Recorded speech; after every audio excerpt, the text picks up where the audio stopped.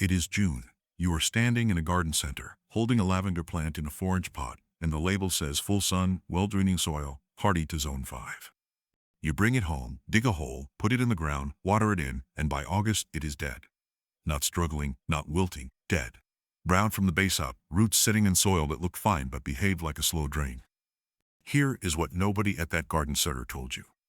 June is the hardest month to plant lavender successfully, unless you know one specific thing about how this plant roots, and one specific mistake that kills almost every June planting before September arrives.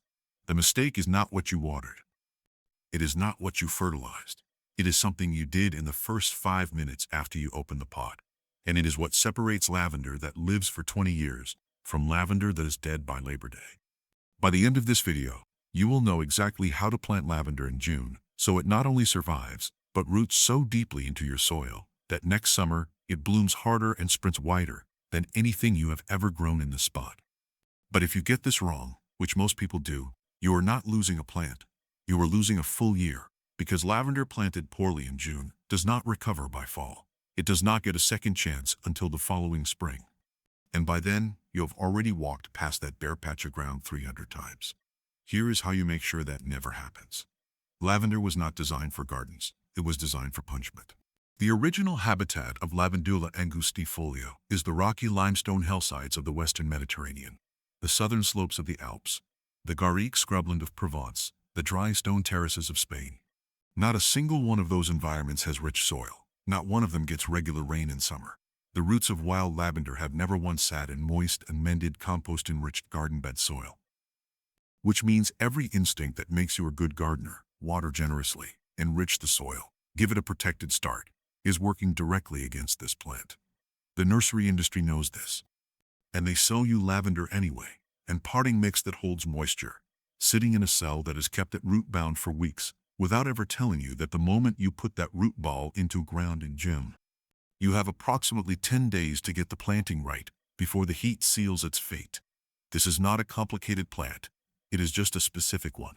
And once you understand what it is actually asking for, you will never lose another lavender plant again. Pull a lavender plant out of its nursery pot in June and look at the root ball. What you will almost always find is a dense, tightly wound mass of roots that have been circling the inside of that container for weeks, sometimes months, because lavender was potted up in spring and has been sitting in a garden center ever since, waiting for someone like you to take it home. Here is the problem. Those circling roots do not automatically redirect themselves outward into your garden soil once you plant them. They continue in the direction they were already growing. Downward, then around, then inward. The root system never escapes the footprint of the original pot. 2 months later, when you pull the dead plant out of the ground, you will find a perfect cylinder of roots that never moved an inch. The fix takes 45 seconds, and most gardeners skip it entirely. Before the plant goes into the ground, before you even dig the hole, take the root ball in both hands and gently but firmly break the pattern. Pull the bottom third of the roots loose. Use your fingers or a hand fork to tease the outer roots away from the mass, pointing them outward. If the root ball is severely bound, make 4 vertical cuts down the sides with a sharp knife. Not deep.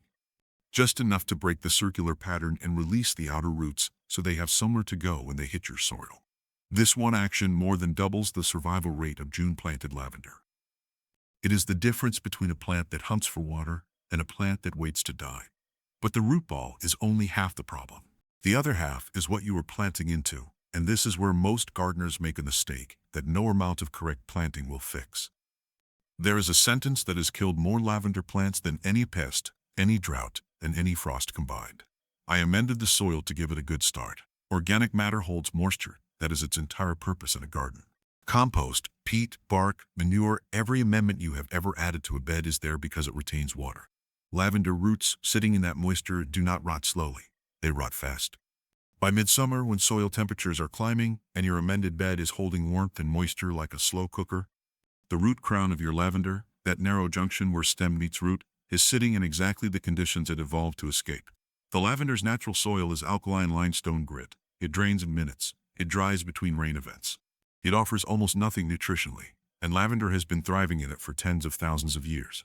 If your garden bed is heavy, clay-based, or rich with organic matter, do not plant lavender, injure it as it is. Mix the backfill you use to refill the planting hole with at least 1/3 coarse horticultural grit or sharp sand, not builder's sand, sharp sand, the angular kind that creates pore space rather than filling it. That one change to your backfill soil dramatically improves drainage around the root ball during the critical establishment window. And here is the planting detail that most instructions get backwards. Do not plant lavender at the same depth it was sitting in the pot. Plant it slightly high. The top of a root ball should sit 1/2 inch above the surrounding soil level. Then slope the backfill gently away from the crown. Rain and irrigation water should run away from the plant, not toward it. Every raindrop that runs toward the crown in June is one more degree of risk for the one thing that kills lavender faster than anything else: crown rot. It starts invisible. It starts underground, in the ring of tissue where the woody stem meets the roots. By the time you see it, a browning at the base, a sudden collapse of one branch, a stem that snaps instead of bending, the root system has already been compromised for weeks. Plant high. Drain away. Those 3 words are worth more than any fertilizer you will ever buy for this plant. June-planted lavender needs water. This is true, and it is also the statement that causes most people to overwater it into the ground. Here is the exact schedule. Water deeply on the day of planting. Soak the root zone thoroughly so the soil makes firm contact with every root surface. Then do not water again for 5 to 7 days. Not 3 days, 5 to 7. In that window, the roots are doing the work that determines whether this plant lives or dies. They are pushing outward, following the moisture gradient you created, hunting the surrounding soil for anchorage. If you water again on day 3, you remove the gradient. The roots have no reason to move. They sit in the wet zone directly around the original root ball and wait for the next watering. You have just trained a drought-sensitive root system into your lavender by accident. After that first week, water once every 10 days through June and July. Once. Not twice if it looks wilted in afternoon heat. Lavender wilts in heat by design, then recovers by evening. Afternoon wilt is not a distress signal, it is thermal regulation. Watering in response to afternoon droop is one of the most common ways June-planted lavender dies. The exception is a week with no rain and temperatures consistently above 95 degrees Fahrenheit. In that case, and only that case, add 1 additional light watering at the base of the plant in the early morning, never in the evening. Water sitting against the crown overnight in warm soil is an invitation to fungal infection. By August, if you have followed the schedule, the root system will have moved several inches outward in every direction. The plant is no longer dependent on you. It has found the soil, it is establishing on its own terms. This is the moment you stop worrying about lavender and start watching it take over. Before the next section, one question for you, and I want your real answer in the comments. What is the worst lavender failure you have ever had? Not just it died. I mean the specific moment you knew it was gone. The browning you noticed first, the branch that snapped, the plant that nated to September and then collapsed before bloom. Drop it, boo. I read every single one of them, and the most common answer you give me is going to shape the next video I make on this plant. Your failure is the research. And if you are watching this and you have been losing lavender for years, thinking it was your soil or your climate or your thumb, it was not. It was information you were never given. That ends today. Hit subscribe before you move on, because the next video goes even deeper into what this plant actually needs versus what the nursery industry tells you to give it. Not all lavender behaves the same in June planting. Lavandula angustifolia, English lavender, is the most cold-hardy, the most forgiving of establishment stress, and the variety best suited to June planting in zones 4 through 7. Pidecoat and Munstead are the 2 names to look for. Both stay compact, both root aggressively after a strong start, and both are significantly more tolerant of imperfect drainage than the French and Spanish types that fill garden centers every spring. Spanish lavender, Lavandula stoicus, the one with the rabbit ear bracts on top of the flower, is beautiful, and it is also the lavender most likely to die if you plant it in June and water it wrong once. It roots more slowly, it is less cold-hardy, and it is far more sensitive to the crown moisture issue. If you are in zone 6 or colder, do not plant Spanish lavender in June. Plant Hidcote or Munstead, establish them correctly through the summer, and let them go into their first winter with a root system that has already proven itself. For gardeners in Zone 8 and warmer, Texas, coastal California, the Gulf South, June planting works differently because the winters you are protecting against are mild. The danger is summer heat, not autumn cold. In those zones, give your June planting afternoon shade for the first 3 weeks. Not permanent shade, temporary shade, a piece of shade cloth, a strategically placed pot, anything that cuts the direct afternoon sun during peak establishment. Once the roots have moved into the surrounding soil, remove it. The plant will handle full sun without difficulty. But those first 3 weeks in Zone 8 heat, with the root system still finding its footing, that afternoon shade is the margin between success and another dead plant by Labor Day.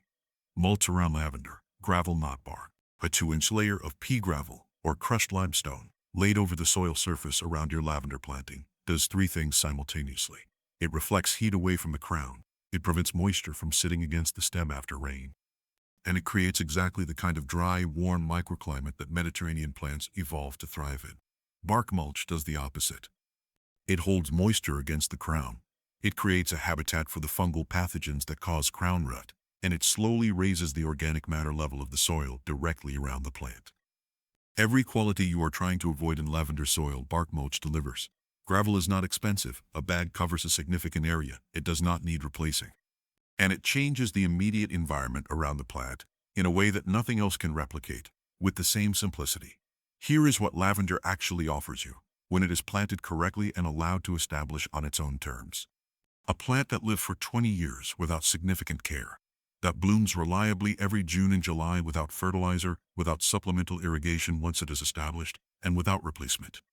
That repels deer and rabbits through scent alone.